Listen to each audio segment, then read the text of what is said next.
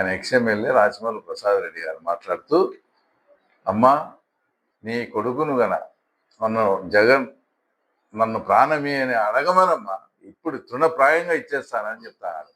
అసలు అదేమన్నా ప్రాక్టికలా? ఆయన అడిగేది ఉందా, నువ్వు ఇచ్చేది ఉందా? ఇంకా ఎందుకు ఇట్లా మాటలతో ఇంకా మీరు ఈ టైపు మాటలతో పొద్దుపోతా ఉన్నారు? అసలు జగన్మోహన్ రెడ్డి ప్రత్యక్ష రాజకీయాల్లోకి వచ్చింది 2009లో. ఆయన ఫస్ట్ ఎంపీగా నిలబడింది. ఆ 2009 ఎలక్షన్స్ లో ఈ రోజు జగన్ అడిగితే ప్రాణం ఇస్తా అని చెప్పి నీవు 2009 ఎలక్షన్స్ లో అప్పట్లో ఎమ్మెల్యేకి పోటీ చేసిన లింగారెడ్డికి నువ్వు సపోర్ట్ చేసినావు.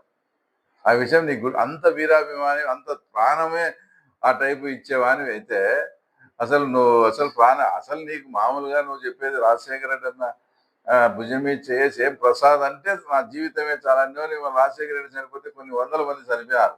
అప్పుడు నిన్నెవరు చనిపోలేదు. నీకు అంత అభిమానం ఉంటే మామూలుగా అట్లా జరగాల. అది వదిలేస్తే జగన్మోహన్ రెడ్డి అడుగుతానే ప్రాణం ఇస్తాడు. అసలు జగన్మోహన్ రెడ్డి కంటెస్ట్ చేసిన ఫస్ట్ ఎలక్షన్ 2009లో ఈయన జగన్ కు వ్యతిరేకంగా చేశాడు.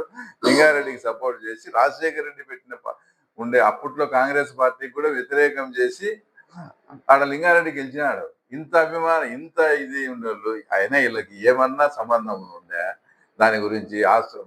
ఆ రోజే మాట్లాడినారు ఎవరు అప్పులు వాళ్ళయి, ఆ తర్వాత ఎవరు సంపాదన వాళ్ళదని ఎంత మాట్లాడతాడంటే అతను అసలు ఆయన ఒక సూటిగా ఒకటే ప్రశ్న అడుగుతానా, నువ్వు ఇతర కుటుంబాలలోకి అన్నా చెల్లెళ్ళయి కూతుర్ల పంచాయతీలు నీకెందుకు?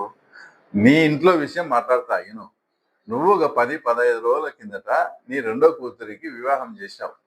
ఆ వివాహానికి నీ పెద్ద కూతురు ఎందుకు రాలేదు చెప్పు ముందు.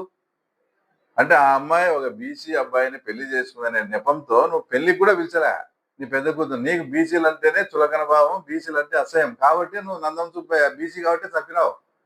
ఇవన్నీ నీ ఇంట్లో నువ్వు మట్టగా చేసుకోకుండా చెనిమిలమ్మది, విజయమ్మ కూతుర్లది, వాళ్ళ కూతుర్లది కాదు, ముందు నీ కూతుర్ల విషయం సరి చేసుకో. రెండో కూతురు అమ్మాయి పెళ్లికి పెద్ద కూతురుని ఎందుకు పిలవలేను? మళ్ళీ నువ్వు దేశంలో ఉండే కూతుర్లకు చట్టాలు, వాళ్ళకి రావాల్సిన ఆస్తుల వాటాలు ఎన్ని మాట్లాడతావు. కాబట్టి ఏదన్నా కానీ ఒక పద్ధతిగా వాస్తవాలు మీకెందుకు? వాళ్ళ కుటుంబ సమస్య విజయమ్మకు తెలుసా, నీకు తెలుసా? బాగా పరిష్కారం అయినాయి కాలేదని ఎందుకు ఇట్లాంటి